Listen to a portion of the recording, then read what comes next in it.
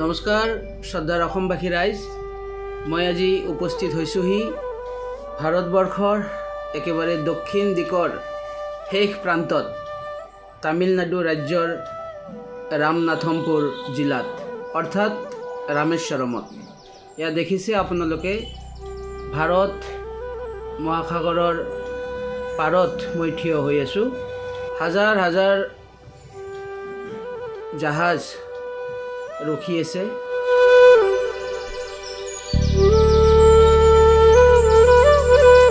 প্ৰথমতে সাগৰৰ গা ধুই ৰামেশ্বৰম মন্দিৰৰ ভিতৰত 21টা কুণ্ড আছে।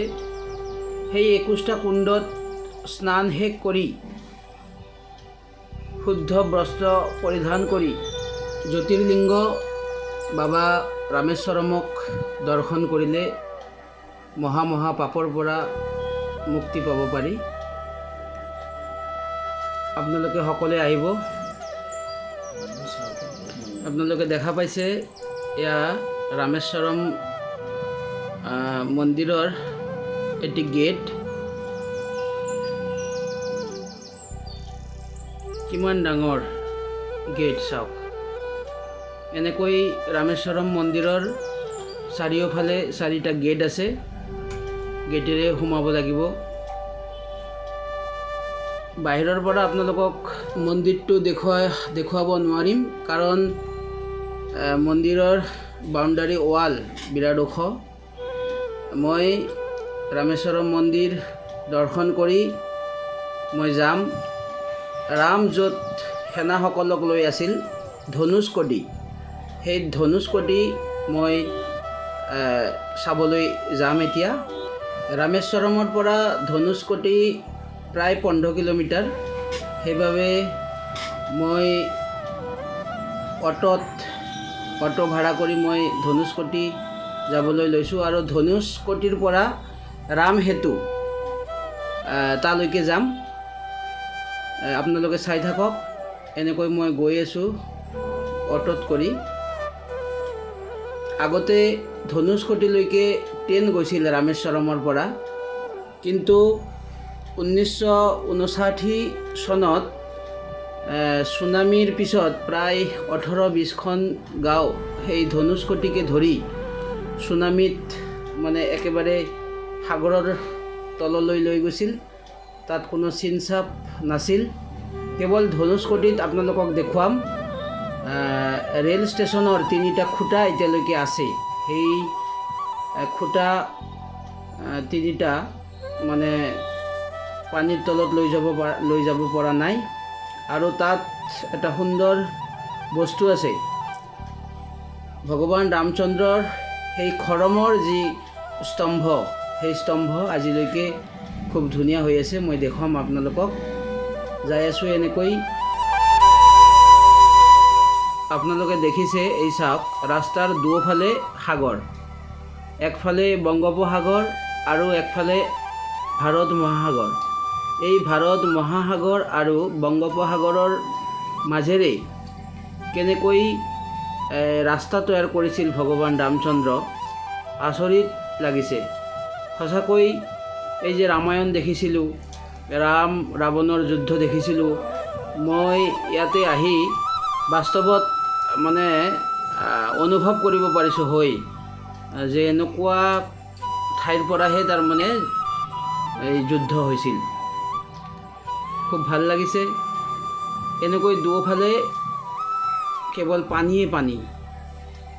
সাংঘাতিক এই ঠাই। প্ৰকৃতিৰ মনোৰম দৃশ্য। কেৱল পানীয়ে পানী, মাজেৰে ৰাস্তা। ছুনামিৰ পিছত ইয়াতে কোনো লাইনৰ ব্যৱস্থা বা ঘৰ, হোটেল তেনেকুৱা ধৰণৰ একো নাই। দিনৰ ভাগত আহি আকৌ সূৰ্য মাৰ যোৱাৰ আগতে আমি ঘূৰি যাব লাগিব। লগত পানীৰ বটল, খাদ্য এইবোৰ নিজাকৈ ৰাখিব লাগিব। মই এতিয়া গৈ আছোঁ সেই ধনুষ্কটিলৈ। আহিছোঁ ধনুষ্কটিত। মই আপোনালোকক কৈছিলোঁ যে ৰেল ষ্টেচনৰ যে 3টা খুঁটা, সেই তিনিটা খুঁটা আপোনালোকে দেখিছে, এয়া এই তিনিটা খুঁটা ৰেল লাইনৰ, ৰেল ষ্টেচনৰ এই তিনিটা খুঁটা এতিয়াও আছে। আৰু এই ষ্টেচনৰ কাষতেই আছিল ভগৱান ৰামচন্দ্ৰৰ যিটো আমাৰ ভাষাত কেম্প বুলি কয়। ভগৱানে সেনাসকলক লৈ লক্ষণ তথা হনুমানৰ যি সৈন্য দল আছিল, এই ধনুষ্কোটিত ৰামচন্দ্ৰৰ সৈন্যসকলে আছিল এই ঠাইত। খুব ভাল লাগিছে, মোৰ গাৰ লোম শিয়ৰি উঠিছে। এনেকুৱা পবিত্ৰ ঠাইত আহিব পাৰিছোঁ। এয়া চাওক, সেই ধনুষ্কোটিত আপোনালোকে সেয়া লক্ষ্য কৰিছে, ভগৱান ৰামচন্দ্ৰৰ ভৰিৰ যি ছাপ এই অংকন কৰিছিল, খোদাই কৰি ৰাখিছিল। আৰু এয়া মই দেখুৱাই দিছোঁ লাহে লাহে। এই চাওক, ভগৱান ৰামচন্দ্ৰৰ ভৰিৰ তল কেনেকুৱাকৈ আছিল। এয়া চাওক, তাতে মৎস্য কুৰ্ম সকলো অৱতাৰ মানে সেই চৰণৰ তলত স্পষ্টভাৱে আমি দেখিবলৈ পাইছোঁ। মই লাহে লাহে মন্দিৰৰ ভিতৰত আগবাঢ়িছোঁ। এয়া চাওক, ভগৱান ৰামচন্দ্ৰৰ এই চৰণ ইয়াত খোদাই কৰি খুব ধুনীয়াকৈ চিহ্ন হিচাপে ইয়াত ৰাখি থৈছে। সকলোৱে ইয়াত প্ৰণাম কৰে। আৰু এই মন্দিৰৰ ভিতৰতো জাগ্ৰত শিৱলিংগ আছে। হনুমান সকলোৱে, ৰামচন্দ্ৰ তথা লক্ষণে এই শিৱলিংগত প্ৰণাম কৰিছিল যুদ্ধত যোৱাৰ আগত। ভিতৰত মোবাইল লৈ যাব নিদিয়ে, এই লাইন ধৰি সকলোৱে বাবাক দৰ্শন কৰে। মই ইয়াৰ পৰা যাম সেই ৰাম সেতুলৈকে। বেছি দূৰ নহয়, ইয়াৰ পৰা প্ৰায় 5-6 কিলোমিটাৰমান এনেকৈ সাগৰৰ মাজত যাব লাগিব। ইয়াত দেখিছে, এনেকৈ এই শিলেৰে এই ৰাস্তা নিৰ্মাণ কৰা হৈছে নতুনকৈ। ভগৱান ৰামচন্দ্ৰই যি সেতু বনাইছিল, সেই সেতু বৰ্তমান পানীৰ তলতেই আছে। ভাৰতৰ প্ৰধানমন্ত্ৰী ডাঙৰীয়া নেতৃত্বত, নৰেন্দ্ৰ মোদী ডাঙৰীয়াৰ নেতৃত্বত খুব সুন্দৰকৈ বহু মানে টকাৰ খৰচ কৰি এই ৰাস্তা পথ নিৰ্মাণ কৰিছে। মোটামুটি প্ৰায় 10-12 কিলোমিটাৰ আমি সমুদ্ৰৰ মাজতেই আছোঁ। দুফালে পানী আৰু মাজেৰে এই পথ। কোনোবাই আহিলে নিজাববীয়াকৈ গাড়ী লৈ আহিব লাগে। মই আপোনালোকক দেখুৱাম ৰামসেতু। ৰামসেতু এতিয়া আপোনালোকে চাবলৈ নাপাব, কাৰণ পানীৰ তলত। এই ৰামসেতু মানে য'ত আছিলে ঠিক সেই ঠাইখন মই আপোনালোকক দেখুৱাব পাৰিম। এই হ'ল একেবাৰে সাগৰৰ মাজত শেষ প্ৰান্ত। এয়াই হ'ল ৰামসেতু। ইয়াৰ পৰা মাত্ৰ শ্ৰীলংকা 22 কিলোমিটাৰ। 22 কিলোমিটাৰ পাৰ হ'লেই আমি শ্ৰীলংকাত যাব পাৰিম, ৰাৱণৰ দেশত। ৰামসেতু আছিল। ইয়াৰ পৰা ৰামসেতুখন পানীৰ তলত বুৰ গৈছে। এইটো হ'ল একেবাৰে মানে শেষ স্থল হিচাপে এই ঠাইটো একেবাৰে শেষ প্ৰান্ত। শ্ৰদ্ধাৰ অসমবাসী ৰাইজ, মই আপোনালোকক দেখুৱালোঁ ৰামসেতু আৰু ৰামে য'ত আছিলে সৈন্যসকলক লৈ ধনুষ্কোটি। মই ইয়াৰ পিছত ইয়াৰে পৰা মই তামিলনাডু ৰাজ্যৰে মাদুৰাই জিলাত মই যাম আৰু তাত আপোনালোকক দেখুৱাম খুব ঐতিহ্যমণ্ডিত এখন মন্দিৰ। সেইটো হ'ল মীনাক্ষী দেৱীৰ মন্দিৰ। স্বয়ং ভগৱান ভোলানাথে পাৰ্বতীক তাত বিয়া পাতিছিল, বিভিন্ন লীলা কৰিছিল সেই মন্দিৰত। এতিয়া মই সেই মন্দিৰত যাবলৈ লৈছোঁ। এতিয়া মই সেই মীনাক্ষী মাতাৰ মন্দিৰত যাবলৈ লৈছোঁ। আহি পাইছোঁ মাদুৰাই জিলাৰ সেই মাতা মীনাক্ষী দেৱীৰ মন্দিৰ। এই চাওক, মন্দিৰটো ৰং কৰাৰ বাবে এনেকৈ বাঁহ কাঠবোৰ বান্ধি ৰাখিছে। কিমান ওখ! এইটো কিন্তু মন্দিৰ নহয়, মন্দিৰৰ এটা গেট। আৰু এনেকৈ মীনাক্ষী দেৱীৰ মন্দিৰৰ ঠিক চাৰিওফালে এনেকৈ 5টা গেট আছে।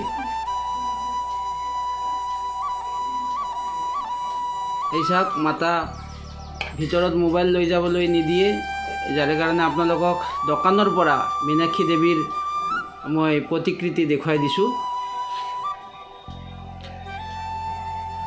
মানে ইমান ডাঙৰ গেট আমাৰ উত্তৰ ভাৰতত মই বহু ঠাইত গৈছোঁ, মানে ইমান ডাঙৰ মন্দিৰ দেখা পোৱা নাই।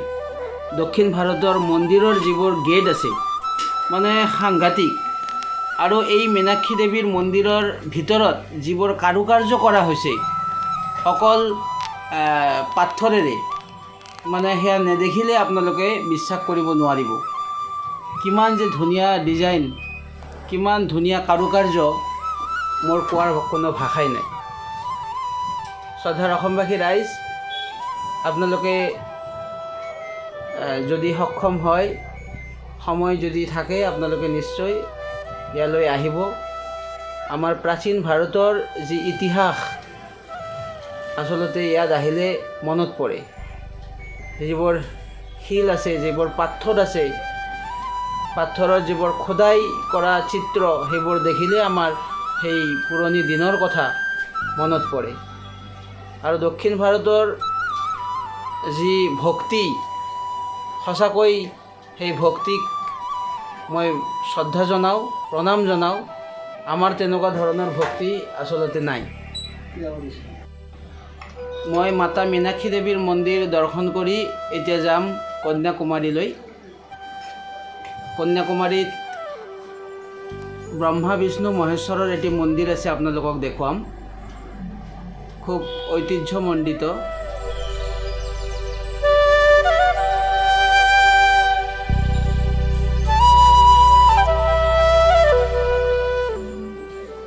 মই আহি পাইছোঁ, এয়া কন্যাকুমাৰীৰ দৃশ্য। এয়া দেখিছে আপোনালোকে, সেই ভাৰত মহাসাগৰ। মই আহিছোঁ এতিয়া কন্যাকুমাৰীলৈ, আৰু মই আপোনালোকক দেখুৱাম সেই ব্ৰহ্মা বিষ্ণু মহেশ্বৰৰ মন্দিৰ। এয়া দেখিছে আপোনালোকে, এই হ'ল ব্ৰহ্মা বিষ্ণু মহেশ্বৰ মন্দিৰ। এইটো কিন্তু মন্দিৰ নহয়, এইটো মন্দিৰৰ গেট। এইফালেৰে যাব লাগে মন্দিৰৰ ভিতৰলৈ। দেখিছে আপোনালোকে কিমান সুন্দৰ কাৰুকাৰ্য, চাওক। অকল শিলৰ মন্দিৰ, পাথৰে নিৰ্মিত এই মন্দিৰ। এই মন্দিৰত সোমাবলৈ হ'লে সকলোৱে খালী গাত যাব লাগে। এইকাৰণে খালী গাত যাব লাগে যে আপোনালোকে জানে, ইন্দ্ৰই গৌতম ঋষিৰ পত্নী অৰ্থাৎ মাতা অহল্যাৰ যেতিয়া সতীত্ব হৰণ কৰিছিল, সেই সতীত্ব হৰণ কৰাৰ পিছত মাতা অহল্যাই ইন্দ্ৰক ভীষণ অভিশাপ দিছিল। আৰু সেই সকলো অভিশাপৰ পৰা মুক্ত পোৱাৰ কাৰণে ইন্দ্ৰই এই স্থানত বহি ভগৱান ব্ৰহ্মা বিষ্ণু মহেশ্বৰক তপ কৰিছিল। আৰু ভগৱান ব্ৰহ্মা বিষ্ণু মহেশ্বৰে সৰু ল'ৰাৰ নিচিনাকৈ খালী গাত সেই ইন্দ্ৰক দৰ্শন দিছিলে আৰু তেওঁৰ সকলো পাপৰ পৰা মুক্ত কৰিছিল। যাৰ বাবে এই মন্দিৰৰ ভিতৰত সোমালে সকলোৱে খালী গাতে সোমাব লাগে। এয়াই হ'ল এই মন্দিৰৰ নিয়ম। আপোনালোকক দেখুৱাম, এটি কুণ্ডও আছে। এই কুণ্ডত স্নান কৰি ইন্দ্ৰই সাপমুক্ত হৈছিলে। এয়া দেখিছে আপোনালোকে ব্ৰহ্মা বিষ্ণু মহেশ্বৰৰ মন্দিৰ। মই আপোনালোকক অলপ আগতে যিটো কথা ক'লোঁ যে এই মন্দিৰত গ'লে সকলোৱে খালী গাত সোমাব লাগে, আচলতে সকলোৱে মানে পুৰুষ মানুহৰ কথাই মই কৈছোঁ। পুৰুষ মানুহে এই মন্দিৰত সোমাব লাগিলে খালী গাত সোমাব লাগিব, মহিলাসকলৰ কাৰণে কিন্তু নহয়। খুব ধুনীয়া মন্দিৰ। দক্ষিণ ভাৰতৰ মন্দিৰৰ ষ্টাইলবিলাক একে ধৰণৰ, খুব সুন্দৰ কাৰুকাৰ্য। গোটেইকেইটা মন্দিৰ দেখিছোঁ, মানে যিমান ডাঙৰ ডাঙৰ গেট আছে, উত্তৰ ভাৰতত ইমান ডাঙৰ মন্দিৰে নাই। খুব ধুনীয়া। এই দেখিছে, এই মন্দিৰৰ গেট। মন্দিৰটো বহু ভিতৰত আছে আৰু বিৰাট ওখ ওখ মানে প্ৰাচীৰ, ৱাল বুলি যাক কয়। মই দেখুৱাম আপোনালোকক সেই কুণ্ড। সেই কুণ্ডত স্নান কৰি ইন্দ্ৰই সকলো পাপৰ পৰা মানে পৰিত্ৰাণ পাইছিল। এয়া দেখিছে সেই কুণ্ড। এই কুণ্ডত স্নান কৰি কুণ্ডৰ মাজত এটি মন্দিৰো নিৰ্মাণ কৰিছে ব্ৰহ্মা বিষ্ণু মহেশ্বৰৰ। ইন্দ্ৰই এই কুণ্ডত স্নান কৰি এই মন্দিৰৰ ভিতৰতো তেওঁ তপস্যা কৰিছিল আৰু এনেকৈ নিজৰ সকলো পাপৰ পৰা মানে পৰিত্ৰাণ পাইছিল। শ্ৰদ্ধাৰ অসমবাসী ৰাইজ, আপোনালোকে এই স্থান কেতিয়াবা সময় হ'লে পৰিদৰ্শন কৰিব বুলি আশা ৰাখিছোঁ। জয় আই অসম।